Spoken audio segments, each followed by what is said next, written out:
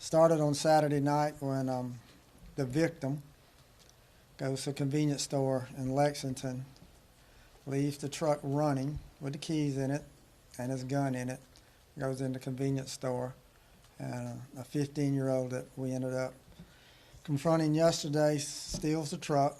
At some point he picks up a couple of his friends. Yesterday afternoon around 5 o'clock, two of our K9 officers come across a stolen truck. And I'm going to go back. All events that I'm going to talk about from this point on could have been prevented, just like they could have been prevented back in March. If somebody would just not left the keys in their vehicle, left it unlocked, and left a gun in it. That's the common denominator for all of these two incidents, is that kids with guns that came from somebody who left them in a vehicle, left the keys in the vehicle, they steal the vehicle, they end up with a gun, we get in a chase with them, and somebody ends up getting shot. That's preventable. That's preventable. Your vehicle's not a holster. Don't leave your gun in it. I've said it 1,000 times. I'm still can say that. And don't leave your keys in a vehicle. Don't leave your vehicle running at a convenience store. That's almost like you're begging somebody to come steal it. So the truck ends up being stolen. 15-year-old ends up with two of his friends, 16 and 17 years old. We get in a chase with them. They wreck the vehicle. There's a foot chase. And I will tell you this, and I'm not being cruel, but this is a fact. If you run from our K9 officers with that police dog and you've committed a serious offense, you are going to get bit. We're going to catch you, and that dog's going to bite you. And that's what happened yesterday. And this is also a fact, that if you have a gun and you point it at us or you shoot at us, you're going to get shot. And that's what we've seen in both of these cases, and that's what happened yesterday. Deputy Cody Sox and his K9 Nevada, Deputy Corey Mayo and his K9 Jax yesterday were the two that were involved. That's Corey and Jax. The other picture is with Cody Sox and his dog Nevada. These were the two police dogs that were involved in it yesterday, and these are the two officers that were involved. We apprehend the 15-year-old with the police dog. We apprehend the 19-year-old with the police dog. The 16-year-old had jumped the fence, and as Cody Sox approached him, he pulls a gun out, and he goes to point at our deputy, and he fires at him. And the young man gets shot, 16 years old. This picture here, that's the gun that the 16-year-old had. And that's the gun laying between his legs a little bit closer, but that's where the gun was found. So he had a gun. Where'd the gun come from? From the truck that was been stolen. The two that were apprehended by the police dog were treated at the hospital. The 16-year-old that shot, he will survive, but he'll be in the hospital for a while. Again, I look and see that this is Police Memorial Week. This Wednesday at the Criminal Justice Academy, we have Police Memorial ceremony where we recognize all the police officers in our state has been killed in the line of duty. Next week in Washington, D.C. is the National Police Memorial Week. This is a dangerous job. We've got bad people out there with guns who just do not care, and they will try to take the life of our deputies. Unfortunately, across America, this has happened quite often. We're fortunate in Richland County. I'm not standing here talking about our deputies being killed. I'm talking about kids with guns with no conscience who just do not care. And that's what we've got to stop. But we've also got to stop leaving our guns in vehicles, leaving our vehicles with keys in them, so these young people can take and steal them. So this is twice now within about a 7-week period of time that I'm standing here talking about irresponsible gun owners and young people with guns who end up getting bit by our police dogs and end up getting shot because they want to point guns at us or shoot at us and shoot our police dog. We're going to do our job, and we're going to continue to do our job. I just, you know, Sunday afternoon in a neighborhood of Carriage Oaks was the last place that the people who lived there wanted to experience what happened yesterday. A chase, numerous people running through their backyards and through their neighborhood with guns. We processed the scene today, and we found another gun that we believe the 15-year-old had. It's a BB gun. That's it. You can't tell that's a BB gun. Why would you be carrying that? You're not going to shoot birds to eat. That gun is there to use to rob people, intimidate people, scare people. It looks just like a real gun. You can't tell. So they actually had two guns. Had the real gun that the 16-year-old had, and then you had the BB gun here. These are not first-timers. They have been in trouble before. They are getting charged accordingly by us. They have numerous charges that we're going to place on them. One of them was required to have an ankle monitor on. He'd cut his ankle monitor off. So we're not talking about 3 kids out for a Sunday stroll. We're talking about 3 kids out here with guns, with stolen vehicles, out here terrorizing our community, committing crimes. Almost trying to take the life of one of our deputies with a gun. We're just fortunate. Deputy Cody Sox, you'll go back, was the officer that fired his gun yesterday.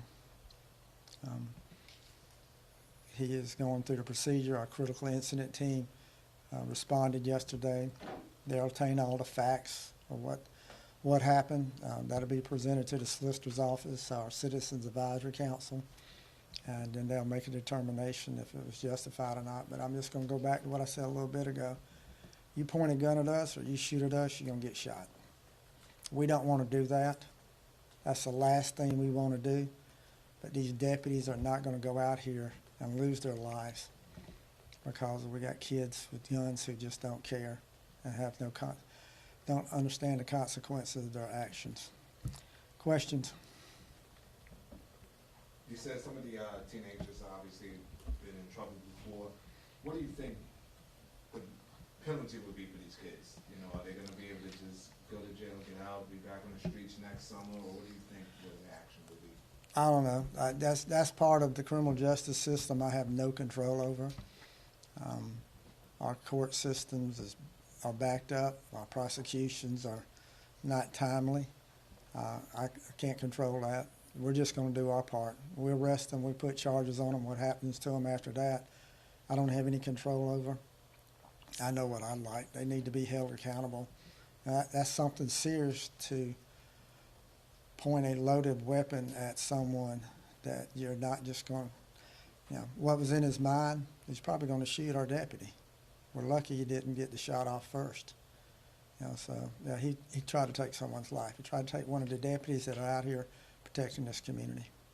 Where did the chase start again specifically? Around the Summit community, northeast Columbia. They ended up going down a power line and ended up in Carriage Oaks subdivision. Wrecked the vehicle, ran from it, and then the chase was on. And did they go through like any of the subdivisions in the Summit, or was it like off of Clemson? Just in the Summit area, there's a little bit of chase within the Summit, and then they hit the power line and went down the power line and ended up coming out at Carriage Oaks subdivision.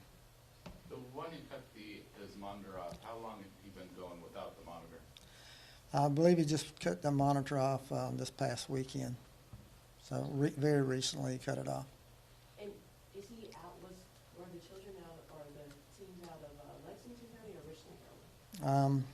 Neither one. We haven't determined exactly where they're at. There's things about these young people I can't talk about right now. They are underage, and there's restrictions on what I can say about them. But again, these were not choir boys. They were not leaving church. Can you say which of the teens cut the ankle monitor off and how many shots were fired at your deputies? There was no shots fired at our deputy. He did not get to that point. He racked around into the gun and raised it up, and as he raised it toward the deputy, that's when he was shot. And our deputy shot multiple times, and the young man is hit multiple times. And the gun was loaded when you found it? Yes, it was loaded. And where was the BB gun, was that also found in the same place where? It was found in the vicinity where one of the other kids was arrested. And from where everything began, where they stole the vehicle, do you believe you have all of the suspects, or is there possible other teams that may have been? No, we got everybody. The 15-year-old stole the truck Saturday night. At some point, the other two got up with him. And again, we're talking about from Lexington down northeast Columbia. So, you know, what they were doing, we don't know at this point. We're still investigating that.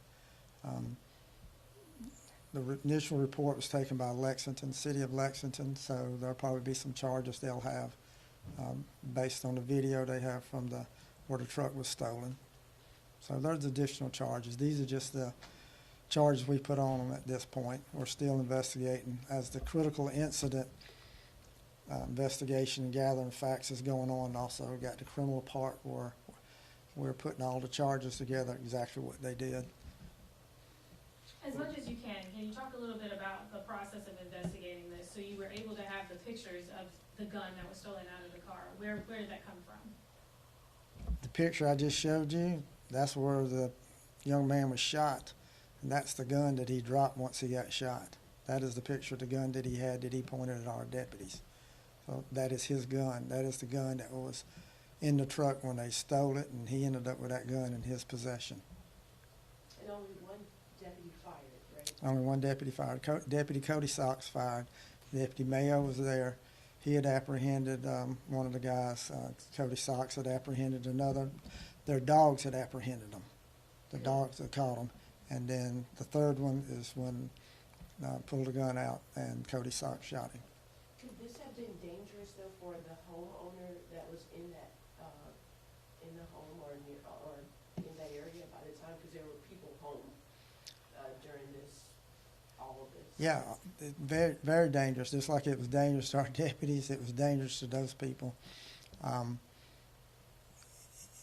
If the young man who'd been shot would have been able to get some shots off, they would have probably been in the direction of people's homes.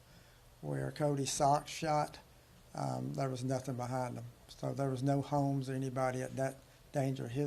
What we call his sight picture, he knew what was behind him when he was shooting. Even though the gun was pointed at him and he had to act very quickly, the direction he was shooting, that was not a home there. But the young man was pointing the gun at Deputy Cody Sox, who was there by a house. So the young man could have cared less about where his bullets went. We cared. School's about to let out. What's your message to parents that these kids are going to be in the streets in summertime with a lot of idle time? It's not just summertime. It's just any time. You know, we just had the other shooting in March. Now we've got this one. You know, yeah. Where's the parents at? Where's the guardians at? You're talking about a 15-year-old, 16-year-old, and a 19-year-old. 15 and 16-year-olds. Somebody's got to be in control of these kids. You know, they steal a truck. They do all of this. They have guns.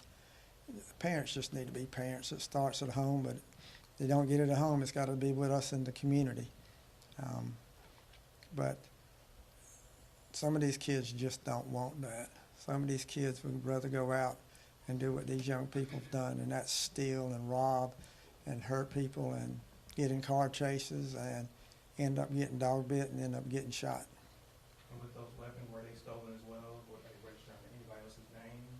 The gun that he pointed at our deputy was a stolen gun. That was stolen out of the truck when the truck was stolen. So it's a stolen gun. He's charged with possession of a stolen gun. And what do you say to parents who are struggling? They see their children going down this road, this path. What resources are available through the community, especially for those who, have children who have been in jail before and they're back out and they can't get a handle on? Well, they can come to our youth services. We have a whole division of youth services. We do nothing but programs where we have parent support groups, and we take these young people and we change their lives. We do that every single day. We have deputies dedicated to nothing but do that. But you got to ask for that help. You've got to be able to come to us and say, look, I need help. My child is starting to go down that wrong path, or my child has already went down that wrong path. We're going to do everything we can to help them get them on that right path. So the resources are there. You just got to care enough to ask for those resources and ask for help. Sure. So many other departments might call in for officer-involved shootings and might call in SLED to investigate, or have another department outside investigate to keep it independent. Why don't you do that? Why do you keep it internal, and how do you make sure that there's no conflict of interest? Well, we've been doing this for over 10 years, investigating critical incidents. We have teams that have been trained to investigate these type of cases, and we have the solicitor's office who looks at the facts. We just gather the facts. We have a department that's large enough that we can handle any type of investigation, and so from forensics to the investigation part, we can gather all the facts. So we don't make a determination if the shooting is good or not. The solicitor does that. So we're the gatherer of facts, no different than anybody else does. But we've been able to do this, and I think the biggest thing is our community trusts us that we're doing the right thing. If not, then our community would be raising sand about it, and our community doesn't. We've been doing this for years. Community trusts us. We have the Citizens Advisory Council, which comes in. They look at all of our critical incidents. This is the citizens' view. They're part of this department, and they're independent because they have a voice, and they look at what we do, and then they say, yes, we did the right thing, or no, we didn't. So we have plenty of safeguards in place. Sheriff, do you believe that chasing was the right decision, and why? Was chasing the right decision? It was a stolen truck. These are kids running around here with guns. It's a stolen truck. If we don't chase it, what's going to happen? They're going to continue to go break crime, and then it's going to be on us. Well, why didn't you stop that truck? That victim whose trucks got stolen. You saw my stolen truck. Why did you let it go? I want my property back. So, yes, that chase is more than justified. Now, this was a stolen vehicle, and that's something we need to stop, because they're not just stealing it to joyride. They steal it to go out here and commit other crimes. That's why they had the two guns. That's why they had a BB gun that was disguised to look like a real gun. So yes, the chase was justified. Sheriff, will Deputy Sox remain on active duty while the investigation is taking place, or will his status? He's on active duty. He'll go through our mental health counseling. He'll go through everything that we do to make sure that he is okay. And once that he says that he's okay, and our people, mental health people say that he's okay, he'll go right back to work. When the truck was reported as stolen, was there an account of there was a gun in the car? I haven't seen a report from Lexington, but I believe that was So- probably part of So it. the officers might have known there'd be a weapon involved. Probably. Again. All right, thank y'all.